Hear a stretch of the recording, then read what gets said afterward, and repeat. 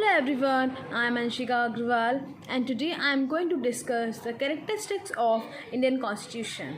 The Constitution of India is unique in that it is exhaustive in topics, elaborate statement thereof, balancing and adjusting provisions as to cope with the new conditions and challenges and incorporates a host of devices to solve the constitutional problems found in the constitutional laws of other countries. It has certain salient features. Number one is longest constitution of the world. The Indian Constitution is the longest constitution of the world. This is due to certain reasons. Number one is it has borrowed from all other constitutions the best features. Thus, it has adopted fundamental rights from the American Constitution, the directive principles of state policy from the Irish Constitution, parliamentary form of government and cabinet system from the British government, from the British Constitution. It is because of this that the bulk of Indian Constitution has increased tremendously. Second one is the Indian Constitution lays down the structure not only of the central government but also of the state government. The American Constitution, on the other hand, leaves the state to draw up their own constitution. Third one is it had to incorporate many provisions which were necessary because of its own peculiar problems, that is, the size, the population of the country, the religions, etc. It therefore contains provisions for scheduled castes, minorities, backward classes, election commissions, Anglo-Indians, and various others which are not made part of the constitution in other countries. The Indian Constitution contains long list of fundamental rights for its citizens and also a number of directive principles of state policies. Also, the 42nd Amendment Act has added a new chapter dealing with fundamental rights of the citizens. Second feature is the democratic form of government. The Constitution of India constitutes into a sovereign, socialist, secular, democratic republic. It thus provides for the establishment of democratic form of government in the country. Justice, equality, and fraternity, which are essential features, are declared in the preamble of the Constitution. In a democracy, the government derives all from the will of the people. Our rulers are elected lives of the people and are responsible to the people. A sovereign government is a government which is not dependent upon any outside authority. India is free and an independent country and free to determine its external and internal policies according to its own will. Third feature is sovereignty of the people. The preamble of the Indian Constitution declares that the people of India have adopted and given to themselves this constitution in exercise of their sovereign rights.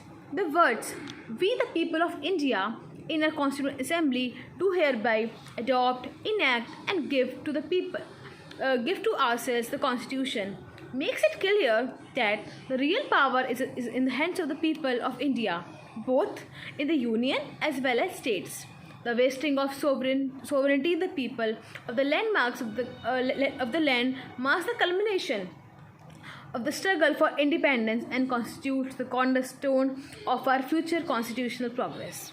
Next feature is the parliamentary form of government. The Indian Constitution establishes a parliamentary form of government in India, both at center and in the state, as distinguished from the presidential form of government in America. The essential features of the parliamentary form of government are: number one, the head of the state, that is the president, who is the nominal head and constitutional head, but the real executive power is vested in the Council of Ministers, which is headed by the Prime Minister of India. Second is the Council of Ministers is collectively responsible to the Lok Sabha. Third one is the members of the Council of Ministers are the elected members of legislatures directly elected by the people. On the other hand, in a presidential form of government, the head of state, that is the president, is the real executive, directly elected by the people and responsible to the people. Next feature is the fundamental rights.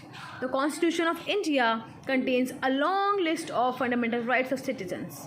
These rights are necessary for the development of an individual's personality. The legislature and executive cannot take away these rights. If the legislature passes a law taking away or abridging a fundamental right, and such law may be declared unconstitutional by the courts, These rights is, however, not absolute rights.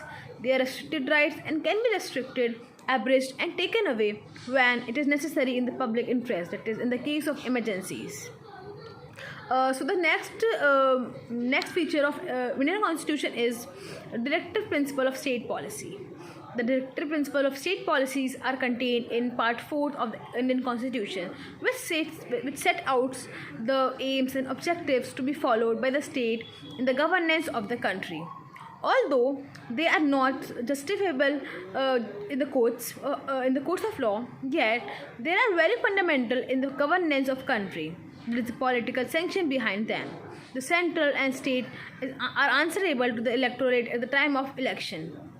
The idea of the welfare state can be achieved only when the various directive principles of state policies are contained in the Constitution.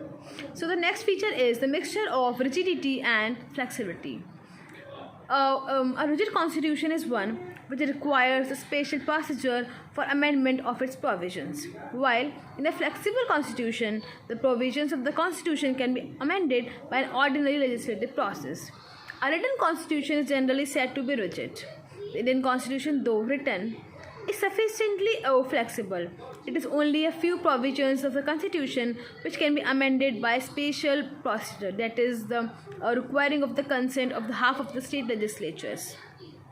The majority of the provisions can be amended by Parliament by an ordinary legislative process. The fact that Indian Constitution has been amended 100 times in last 68 years is the proof of its flexibility. Next feature is fundamental duties. Chapter 4A, added by the 42nd Amendment, for the first time provides for certain fundamental duties of its citizens. These duties are intended to serve as a constant reminder to every citizen that while the Constitution then specifically conferred on them certain fundamental rights, it also requires them to observe certain basic duties as the norms of democratic conduct and democratic behaviors. Next feature is an independent judiciary.